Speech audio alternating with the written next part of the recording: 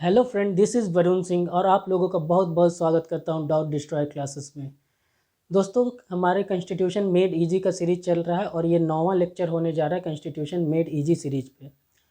इस सीरीज को आगे बढ़ाते हुए आज हम लोग जो अपना टॉपिक देखेंगे वो देखेंगे प्रेसिडेंशियल सिस्टम। हम लोगों ने पार्लियामेंट्री सिस्टम को बहुत अच्छे तरीके से समझा। 2 पार्ट्स में मैंने उस वीडियो को बनाया था, पार्लियामेंट्री सिस्टम के वीडियो को। और आज हम लोग जो पढ़ेंगे वो प्रेसिडेंशियल सिस्टम के बारे में पढ़ेंगे। तो प्रेसिडेंशियल सिस्टम के सबसे पहले हम लोग फीचर्स को जानेंगे। तो सबसे पहला जो फीचर्स है प्रेसिडेंशियल सिस्टम का है वो है सिंगल एग्जीक्यूटिव। जैसा कि हम लोगों ने पार्लियामेंट्री सिस्टम में देखा था कि वहाँ डुअल एग्जीक्यूटिव होते थे, डुअल एग्जीक्यूटिव होते थे, एक रियल और एक नॉमिनल। रियल एग्जीक्यूटिव होते थे हमारे प्राइम मिनिस्टर साहब और नॉमिनल एग्जीक्यूटिव होते थे कौन? प्रेसिडेंट साहब। ठीक है, तो यहाँ डुअल एग्जीक्यूटिव का कंसेप्ट है पार्लियामेंट्री सिस्टम के अंदर। लेकिन अगर हम लोग प्रेसिडेंशियल सिस्टम की बात करें तो वहाँ हमको सिंगल एग्जीक्यूटिव देखने को मिलता है। यानी यहाँ पार्लियामेंट्री सिस्टम में हेड ऑफ द स्टेट कौन होते थे? प्रेसिडेंट साहब। और हेड ऑफ द गवर्नमेंट कौन होते थे? प्राइम मिनिस्टर साहब। लेकिन अगर हम बात करें प्रेसिडेंशियल सिस्टम में तो उसका सबसे पहला फीचर्स क्या है कि वहाँ सिंगल एग्जीक्यूटिव पाए जाते हैं, सिंगल एग्जीक्यूटिव, सिंगल एग्जीक्यूटिव पाए जाते हैं। यानी एक ही व्यक्ति हेड ऑफ द स्टेट भी होता है और वही व्यक्ति हेड ऑफ द गवर्नमेंट भी होता है। यानी कौन? प्रेसिडेंट साहब। यानी जो रियल पावर और नॉमिनल पावर है वो दोनों एक ही आदमी के हैंड में लाई करता है, जो कि है कौन? प्रेसिडेंट साहब। क्लियर है? As a head of the state वो सेरेमोनियल पोस्ट को अटेंड करते हैं और as a head of the government वो हेड होते हैं किसके? एग्जीक्यूटिव ऑर्गन के। क्लियर है? तो सिंगल एग्जीक्यूटिव का कॉन्सेप्ट है किसमें? प्रेसिडेंशियल सिस्टम में। नाउ जो दूसरा फीचर्स है, president and legislators are elected separately for the fix term. यानी वहाँ जो प्रेसिडेंट साहब इलेक्ट होते हैं वो एक फिक्स टर्म के लिए इलेक्ट होते हैं। और वो फिक्स टर्म क्या है? 4 ईयर्स। ठीक है, 4 साल के लिए वहाँ प्रेसिडेंट साहब इलेक्ट होते हैं।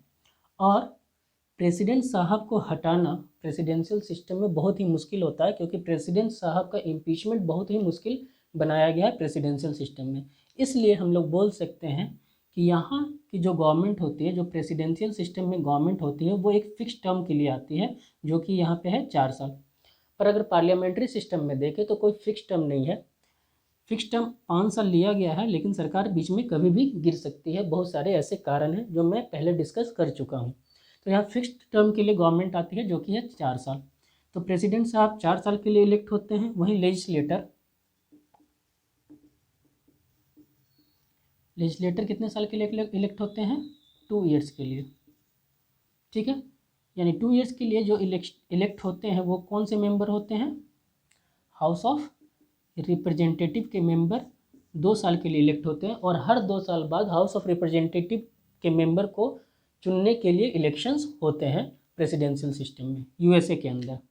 ठीक है, यूएसए के अंदर। क्लियर है? नाउ जो सीनेट होता है वहाँ इलेक्शन कैसे होता है? 1/3 मेंबर हर 2 साल बाद रिटायर करते हैं और 1/3 मेंबर का इलेक्शन हर 2 साल के बाद वहाँ कंडक्ट होता है। तो समझ में आया? हाउस ऑफ रिप्रेजेंटेटिव के मेंबर हर 2 साल बाद बदल जाते हैं पूरी तरह से। वहीं सीनेट के मेंबर 1/3 रिटायर करते हैं हर 2 साल के अंदर और 1/3 मेंबर का इलेक्शन होता है हर 2 साल के अंदर। वहीं प्रेसिडेंट का इलेक्शन हर 4 साल के बाद होता है। कहाँ? यूएसए के अंदर, जो कि एक प्रेसिडेंशियल सिस्टम पे काम करता है। तो एक फिक्स टर्म के लिए आता है वहाँ का गवर्नमेंट। ठीक है, नाउ नेक्स्ट पॉइंट है नन रिस्पॉन्सिबिलिटी। जैसा कि हम लोग पार्लियामेंट्री सिस्टम में देखें, गवर्नमेंट रिस्पॉन्सिबल होती है लोअर हाउस के प्रति। पार्लियामेंट्री फॉर्म ऑफ गवर्नमेंट में जो गवर्नमेंट होती है वो रिस्पॉन्सिबल होती है किसके प्रति? लोअर हाउस के प्रति। ठीक है, लेकिन प्रेसिडेंशियल सिस्टम में ऐसी कोई रिस्पॉन्सिबिलिटी नहीं है। अगर बात करें यूएसए की तो वहाँ के प्रेसिडेंट साहब और उनकी एग्जीक्यूटिव बॉडी रिस्पॉन्सिबल नहीं है, कहाँ, हाउस ऑफ रिप्रेजेंटेटिव को, वो रिस्पॉन्सिबल नहीं है। ठीक है, तो यहाँ रिस्पॉन्सिबिलिटी कहाँ कम होती है, प्रेसिडेंशियल सिस्टम में रिस्पॉन्सिबल गवर्नमेंट देखने को नहीं मिलता है, वहीं पार्लियामेंट्री सिस्टम में हमको एक रिस्पॉन्सिबल गवर्नमेंट देखने को मिलता है, जो हर अपने एक्ट और पॉलिसीज़ के लिए लोकसभा के प्रति क्या होती है, रिस्पॉन्सिबल होती है। In case of India, India की बात करें तो यहाँ की गवर्नमेंट हर अपने एक्ट के लिए, हर अपने पॉलिसीज़ के लिए रिस्पॉन्सिबल है, किसके प्रति, लोकसभा के प्रति।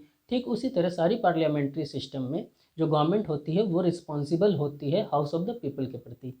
लेकिन यूएसए के अंदर जो प्रेसिडेंट साहब है और उनकी जो एग्जीक्यूटिव बॉडी है, जो मिनिस्टर है, वो रिस्पॉन्सिबल नहीं है लोअर हाउस के प्रति। ठीक है, now non responsibility. Next point है सिंगल मेंबरशिप। सिंगल मेंबरशिप कहने का मतलब क्या है, सिंगल मेंबरशिप कहने का मतलब है जो प्रेसिडेंट साहब होते हैं और उनके अंडर जितने मिनिस्टर्स होते हैं वो सिंगल मेंबरशिप पे काम करते हैं। कहने का मतलब कि वहाँ हाउस ऑफ रिप्रेजेंटेटिव से चुनकर मिनिस्टर नहीं बनाए जाते हैं, चाहे हाउस ऑफ रिप्रेजेंटेटिव का मेंबर नहीं होते हैं वहाँ के प्रेसिडेंट साहब। ठीक है, तो इन लोग के पास कैसा मेंबरशिप है, सिंगल मेंबरशिप है।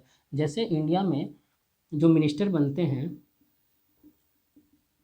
वो लोअर हाउस से आने चाहिए या तो अपर हाउस से आने चाहिए, या तो लोकसभा के मेंबर होने चाहिए या तो राज्यसभा के मेंबर होने चाहिए, वही मिनिस्टर बन सकते हैं इंडिया के अंदर।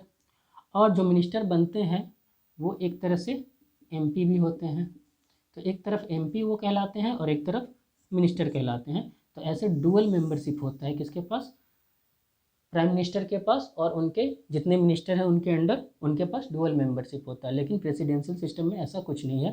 प्रेसिडेंट साहब ना तो हाउस ऑफ रिप्रेजेंटेटिव के मेंबर है, ना इनके अंदर जो मिनिस्टर है वो हाउस ऑफ रिप्रेजेंटेटिव के मेंबर हैं। तो इस तरह से प्रेसिडेंशियल सिस्टम में सिंगल मेंबरशिप का कंसेप्ट चलता है। क्लियर है? देखिए थोड़ा फास्ट पढ़ा रहे हैं क्योंकि ये सब चीज़ हम लोग पहले डिस्कस कर चुके हैं पुराने वीडियोज़ में। ठीक है, अगर आप लोग उस वीडियो को देखेंगे तो कंसेप्ट अच्छे से क्लियर हो जाएगा, इसलिए मैं इस वीडियो को थोड़ा फास्ट लेके जा रहा हूँ क्योंकि सारे पॉइंट्स मैंने पहले ही डिस्कस कर दिए हैं जब पार्लियामेंट्री सिस्टम ऑफ गवर्नमेंट पढ़ा रहा था, है ना। डोमिनेंस ऑफ प्रेसिडेंट, यहाँ प्रेसिडेंट का क्या होता है, डोमिनेंस होता है। अब डोमिनेंस कैसे होता है, देखिए प्रेसिडेंट साहब के पास ही सारे रियल पावर हैं और ये पूरी तरह से अलग है किससे, लेजिस्लेटिव बॉडी से। प्रेसिडेंट साहब और उनके एग्जीक्यूटिव बॉडी पूरी तरह से सेपरेट है किससे, लेजिस्लेटिव पावर से। और सारा रियल पावर किसके हैंड में लाई करता है, प्रेसिडेंट के हाथ में। और प्रेसिडेंट साहब ही अपनी एग्जीक्यूटिव बॉडी को चुनते हैं अपने डिस्क्रिशन पे। जब प्रेसिडेंट साहब ही अपनी बॉडी को चुन रहे हैं, एग्जीक्यूटिव बॉडी को चुन रहे हैं अपने डिस्क्रिशन पे, तो प्रेसिडेंट साहब इस केस में क्या हो जाते हैं, बहुत ही ज़्यादा पावरफुल हो जाते हैं, क्योंकि ये एग्जीक्यूटिव के जो मेंबर हैं वो किसके प्लेजर पे काम कर रहे हैं, प्रेसिडेंट के प्लेजर पे काम कर रहे हैं। यानी प्रेसिडेंट साहब जब चाहें अपने एग्जीक्यूटिव बॉडी में से मिनिस्टर को निकाल के बाहर फेंक सकते हैं। यानी पूरी तरह से प्रेसिडेंट के प्लेजर पे ही काम करती है उनकी एग्जीक्यूटिव बॉडी। तो इस तरह से प्रेसिडेंट क्या होता है, बहुत ज़्यादा पावरफुल होता है और वो अपना डोमिनेंस दिखाने लगता है। ठीक है, तो इस तरह से प्रेसिडेंट क्या होते हैं, डोमिनेटेड हो जाते हैं प्रेसिडेंशियल सिस्टम में। ठीक, next point, no dissolution of lower house. जैसे पार्लियामेंट्री सिस्टम की बात करें तो वहाँ लोअर हाउस क्या हो सकता है, डिसॉल्व हो सकता है। डिसॉल्व किन किन कारणों से होता है मैंने पिछले वीडियो में बता दिया है। तो वहाँ का यहाँ का लोअर हाउस क्या हो सकता है, पार्लियामेंट्री सिस्टम में डिसॉल्व हो सकता है। लेकिन प्रेसिडेंशियल सिस्टम में ऐसा नहीं है। प्रेसिडेंशियल सिस्टम में ऐसा नहीं है। हाउस ऑफ रिप्रेजेंटेटिव जो है वो कभी डिसॉल्व नहीं होती, वो फिक्स टर्म के लिए आती है 2 साल के लिए। 2 साल के बाद वो डिसॉल्व होती है, ख़त्म होती है। ठीक है, उसके बाद फिर से इलेक्शन होता है, फिर से वो 2 साल के लिए आ जाती है, यानी फिक्स टर्म के लिए रहती है। वहाँ डिसोल्यूशन का प्रॉब्लम ही नहीं है, वहाँ हाउस डिसॉल्व भी नहीं होगी। क्लियर है? Now next point, separation of power. Presidential system में हमको सेपरेशन ऑफ पावर देखने को मिलता है और वहाँ की सेपरेशन ऑफ पावर और इंडिया के सेपरेशन ऑफ पावर में थोड़ा डिफरेंस है। अगर बात करें यूएसए के सेपरेशन ऑफ पावर में, तो वहाँ की जो एग्जीक्यूटिव बॉडी होती है, जो लेजिस्लेटिव बॉडी होती है और जो जुडिशियरी होती है, वो पूरी तरह से वाटर टाइट कंपार्टमेंट में सेपरेट है। यानी एग्जीक्यूटिव सिर्फ अपना काम करता है, लेजिस्लेटिव अपना काम करता है, जुडिशरी का अपना काम होता है। कोई किसी के काम में किसी तरह से भी इंटरफेयर नहीं कर सकता। यानी एक वाटर टाइट कंपार्टमेंट में सबकी वर्किंग को अलग अलग कर दिया गया है। यानी लॉ बनाने का काम सिर्फ कौन करेगा? लेजिस्लेचर करेगा। लॉ को एग्जीक्यूट करने का काम कौन करेगा? एग्जीक्यूटिव करेगा। और जस्टिस देने का काम कौन करेगा? जुडिशरी करेगा। वहाँ इंटरफेरेंस नहीं हो सकता। लेकिन अगर इंडिया की बात करें, इंडिया एक पार्लियामेंट्री सिस्टम पे चलता है, तो यहाँ की जो बात करते हैं अगर हम, तो यहाँ की जो एग्जीक्यूटिव बॉडी है, ठीक है, लेजिस्लेटिव बॉडी है और जो जुडिशरी है, वो पूरी तरह से सेपरेट नहीं है। यहाँ की जो एग्जीक्यूटिव है वो लेजिस्लेटिव बॉडी से ही निकल के आती है। तो ये फ्यूज़न दिखने को मिलता है हमको पार्लियामेंट्री सिस्टम में। पार्लियामेंट्री सिस्टम में हमको एक फ्यूज़न देखने को मिलता है, जहाँ की एग्जीक्यूटिव बॉडी लेजिस्लेटिव बॉडी से निकल के आती है। क्लियर है? और जुडिशियरी सेपरेट है, लेकिन सब एक दूसरे को चेक एंड बैलेंस करते हैं। तो इंडिया में सेपरेशन ऑफ पावर को किस तरह से लिया गया है? सेपरेशन ऑफ पावर को इंडिया में लिया गया विथ चेक एंड बैलेंसेस। हर एक बॉडी दूसरे बॉडी को चेक और बैलेंस करेगी। क्लियर है? लेकिन यूएसए के अंदर जो लेजिस्लेटिव बॉडी है वो पूरी तरह से अलग है, एग्जीक्यूटिव बॉडी पूरी तरह से अलग है। यहाँ की एग्जीक्यूटिव बॉडी लेजिस्लेचर से निकल के नहीं आती। क्लियर है? तो यहाँ पूरी तरह से सेपरेशन ऑफ पावर के कंसेप्ट को देखा जा सकता है। क्लियर?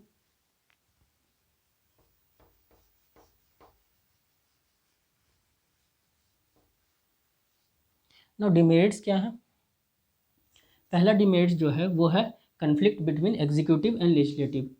चूँकि एग्जीक्यूटिव बॉडी पूरी तरह से अलग है लेजिस्लेटिव बॉडी से, तो इन दोनों के बीच हमेशा एक कन्फ्लिक्ट देखने को मिलता है प्रेसिडेंशियल सिस्टम में। लेकिन पार्लियामेंट्री सिस्टम में चूँकि एग्जीक्यूटिव बॉडी जो है वो निकल के ही आ रही है लेजिस्लेटिव बॉडी से, ठीक है, तो दोनों मेंबर एक ही पार्टी के होते हैं, तो दोनों के बीच कन्फ्लिक्ट होना भी क्या है? बहुत ही मिनिमम है। कॉन्फ्लिक्ट होने के चांसेस है ही नहीं एक तरह से देखा जाए तो। लेकिन चूंकि प्रेसिडेंशियल सिस्टम में लेजिस्लेटिव बॉडी पूरी तरह से अलग है और एग्जीक्यूटिव बॉडी पूरी तरह से अलग है, तो इन दोनों के बीच हमेशा एक कन्फ्लिक्ट देखने को मिलता है। क्लियर है? जो लेजिस्लेटिव बॉडी काम कर रही हो रहा है, हो सकता है कि वो एग्जीक्यूटिव बॉडी को पसंद ना आए, जो एग्जीक्यूटिव बॉडी काम कर रही है हो सकता है लेजिस्लेटिव बॉडी को पसंद ना आए। तो दोनों के बीच हमेशा एक कन्फ्लिक्ट देखने को मिलता है हमको प्रेसिडेंशियल सिस्टम में। कन्फ्लिक्ट इसलिए हो रहा है क्योंकि दोनों जगह मेंबर अलग अलग हैं। पार्लियामेंट्री सिस्टम की तरह नहीं है कि एग्जीक्यूटिव बॉडी लेजिस्लेटिव बॉडी से निकल के आ रही है तो दोनों के बीच एक हार्मोनी बना हुआ नहीं, ऐसा नहीं है। दोनों के बीच हार्मोनी वहाँ देखने को उतना ज़्यादा नहीं मिलता क्योंकि दोनों बॉडी पूरी तरह से अलग है। नेक्स्ट है नॉन रिस्पॉन्सिबल गवर्नमेंट। हम लोग अभी बात कर चुके हैं कि वहाँ की गवर्नमेंट क्या होती है? नॉन रिस्पॉन्सिबल होती है लोअर हाउस के प्रति। यानी गवर्नमेंट कोई भी एक्ट लाती है, कोई भी पॉलिसीज लाती है, तो वो रिस्पॉन्सिबल नहीं होगी लोअर हाउस के प्रति। ठीक है? Now may lead to autocracy. चूँकि वहाँ के प्रेसिडेंट साहब बहुत ही ज़्यादा पावरफुल हो जाते हैं, क्योंकि सारे मिनिस्टर उनके ही डिस्क्रिप्शन पे चुने जाते हैं और सारे मिनिस्टर उनके ही प्लेजर पे काम करते हैं। तो इस केस में प्रेसिडेंट साहब के पास बहुत ज़्यादा ताकत आ जाता है और प्रेसिडेंट साहब उस केस में क्या हो जाते हैं? एक ऑटोक्रेट की तरह काम करने लगते हैं, एक तानाशाह की तरह काम करने लगते हैं, क्योंकि सारे पावर उन्हीं के हैंड में लाई कर रहे हैं। ठीक है? तो इस तरह से देखा जाता है मे लीड टू ऑटोक्रेसी। ठीक, मेरिट्स। ठीक है, अब मेरिट्स हम लोग जान लें प्रेसिडेंशियल सिस्टम की। स्टेबल गवर्नमेंट, सबसे पहला मेरिट क्या है? Stable government. देखिए पार्लियामेंट्री सिस्टम का सबसे बड़ा डिमेरिट क्या है कि यहाँ हमको स्टेबल गवर्नमेंट देखने को नहीं मिलती। अब स्टेबल गवर्नमेंट देखने को क्यों नहीं मिलती? क्योंकि पार्लियामेंट्री सिस्टम के अंदर जो लोअर हाउस है वो कभी भी क्या हो सकता है? डिसॉल्व हो सकता है। अगर सरकार गिर जाती है तो लोअर हाउस डिसॉल्व हो जाएगा। ठीक है, लेकिन प्रेसिडेंशियल सिस्टम में ऐसा नहीं है। चूँकि प्रेसिडेंट साहब को प्रेसिडेंशियल सिस्टम में इम्पीच करना बहुत ही मुश्किल है, तो रेयरली ही उनको इम्पीच किया जा सकता है। इसलिए कहा जा सकता है कि जो गवर्नमेंट आती है वो एक फिक्स टर्म के लिए आती है, फिक्स टर्म के लिए आती है। तो इस तरह से वहाँ एक स्टेबल गवर्नमेंट हमको देखने को मिलता है। पर पार्लियामेंट्री सिस्टम में हमको एक अनस्टेबल गवर्नमेंट देखने को मिलता है, जो सबसे बड़ा डिमेरिट है किसका, पार्लियामेंट्री सिस्टम का। और यहाँ फिक्स टर्म होने के कारण, स्टेबल गवर्नमेंट होने के कारण प्रेसिडेंशियल सिस्टम का सबसे बड़ा मेरिट क्या है कि स्टेबल गवर्नमेंट देखने को मिलती है। तो वहाँ जो पॉलिसी सरकार लेके आ रही है वो आराम से उसको इम्प्लीमेंट कर सकती है जब तक कि सरकार चल रही है। तो पॉलिसी का इम्प्लीमेंटेशन भी प्रेसिडेंशियल सिस्टम में बहुत ही अच्छा होता है। ठीक है, नेक्स्ट पॉइंट है based on separation of power. और जो प्रेसिडेंशियल सिस्टम है वो सेपरेशन ऑफ पावर पे बेस्ड है, जो अभी हम लोग डिस्कस कर चुके हैं। ठीक है, तो इसको फिर से डिस्कस नहीं करेंगे मेरिट्स के अंदर। नेक्स्ट पॉइंट है गवर्नमेंट बाय एक्सपर्ट। ये जो गवर्नमेंट होती है ना, वो एक्सपर्ट की गवर्नमेंट होती है। जैसे पार्लियामेंट्री सिस्टम में हम लोग बोले कि लेजिस्लेटिव बॉडी से ही निकल के आनी चाहिए कौन, एग्जीक्यूटिव बॉडी। तो हो सकता है जो एग्जीक्यूटिव बॉडी बन रही है लेजिस्लेटिव बॉडी के अंदर से, हो सकता है वो एग्जीक्यूटिव बॉडी बहुत ही ज़्यादा एक्सपर्ट नहीं हो अपने फील्ड में, क्योंकि यहाँ मजबूरी है कि एग्जीक्यूटिव बॉडी को निकाल के लाना है लेजिस्लेटिव बॉडी से ही। और मान लेते हैं लेजिस्लेटिव बॉडी के अंदर वैसे एक्सपर्ट नहीं हो, तो फिर एग्जीक्यूटिव बॉडी के अंदर भी एक्सपर्ट हमको देखने को नहीं मिलेंगे। ये चीज़ मैंने पहले डिस्कस कर चुका है पुराने वीडियो में, तो कृपया करके आप लोग उस वीडियो को देखिए ताकि ये कंसेप्ट अच्छे से क्लियर हो जाए। पर लेकिन अगर प्रेसिडेंशियल सिस्टम की बात करें तो प्रेसिडेंशियल सिस्टम में हमको क्या देखने को मिलता है कि यहाँ के जो प्रेसिडेंट साहब है वही अपने एग्जीक्यूटिव बॉडी को चुनते हैं अपने डिस्क्रिशन पे। नो, जो प्रेसिडेंट साहब अपने एग्जीक्यूटिव बॉडी को चुनते हैं तो वो हर फील्ड के एक्सपर्ट को चुनते हैं अपने मिनिस्ट्री के अंदर। सपोज़ कीजिए कि फाइनेंस मिनिस्टर एक बनाना है उनको, तो वो एक ऐसे व्यक्ति को फाइनेंस मिनिस्टर बनाएंगे जो फाइनेंस के एरिया में बहुत ही ज़्यादा नॉलेजेबल हो, बहुत ही ज़्यादा एक्सपर्ट हो। तो इसी तरह हर मिनिस्टर को कैसे बनाएंगे, जो उस फील्ड का एक्सपर्ट होगा उसी को मिनिस्टर बनाया जाएगा। क्लियर है, तो यहाँ हमको एक एक्सपर्ट की गवर्नमेंट देखने को मिलती है। ठीक है, यानी प्रेसिडेंशियल सिस्टम में गवर्नमेंट जो होती है वो एक्सपर्ट होती है अपने फील्ड में। ठीक है, तो एक अच्छी गवर्नमेंट देखने को मिलती है हमको प्रेसिडेंशियल सिस्टम में। तो ये सारे जो थे वो फीचर्स थे, डिमेरिट्स थे और मेरिट्स थे। तो इस वीडियो को मैंने बहुत ही तेज़ी से पढ़ा है क्योंकि मैं जान रहा हूँ कि मैंने पिछले वीडियो में सारी चीज़ों को डिस्कस कर चुका हूँ, लेकिन एक था कि हमको पढ़ाना है तो मैंने पढ़ा दिया। ठीक है, देखिए अगर वीडियो आपको पसंद आ रहा है तो हम लोग पूरे कॉन्स्टिट्यूशन को बहुत ही अच्छे तरीके से पढ़ेंगे, इसलिए चैनल को सब्सक्राइब करना ना भूलें और बेल आइकन को हिट करना ना भूलें, क्योंकि जैसे ही कोई नया वीडियो आएगा आप लोग को नोटिफिकेशन मिल जाए। ठीक है, और कमेंट ज़रूर करें, क्योंकि कमेंट करने से प्रोत्साहन बढ़ता है। ठीक है, और आपको जिस भी टॉपिक पे वीडियो चाहिए, पॉलिटी के अंदर कोई भी कंसेप्ट अगर क्लियर नहीं हो रहा है, उस कंसेप्ट के ऊपर अगर कोई वीडियो चाहिए तो आप प्लीज़ कमेंट सेक्शन में डालें, मैं उसके ऊपर वीडियो बनाऊंगा और फिर आपको प्रोवाइड कर दूंगा। तब तक के लिए धन्यवाद, जय हिंद।